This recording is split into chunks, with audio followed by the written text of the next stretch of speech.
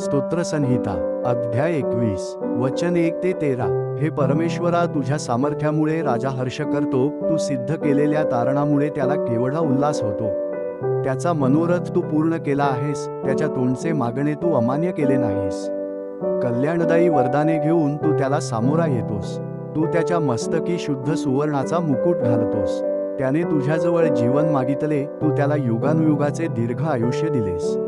तू सिद्ध केलेल्या तारणाने त्याचा मोठा गौरव होतो, तू त्याला प्रताप व महिमा ह्यांनी भूषित करतोस. त्याने सर्वकाळ आशीर्वादाचा साठा व्हावे असे तू करतोस, तू त्याला आपल्या समक्षतेने अत्यानंदित करतोस. कारण परमेश्वरावर राजाची श्रद्धा आहे, परात्पराच्या कृपेने तो ढळणार नाही. तुझे सर्व वैरी तुझ्या हाती लागतील, तुझे सर्व द्वेष्टे तुझ्या उजव्या हातात पडतील.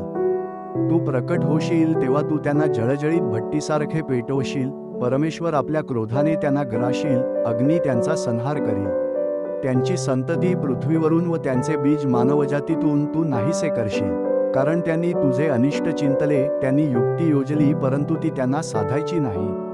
कारण तू त्यांना पाठ दाखवण्यास लावशील, तू आपल्या धनुष्याची दोरी ओढून त्यांच्या मुखावर नेम धरशील. हे परमेश्वरा, तू आपल्या सामर्थ्याने उन्नत हो, आम्ही गायनवादन करून तुझा पराक्रम वाखाणू. हे वचन परमेश्वर तुम्हाला आशीर्वादित करो. आमेन.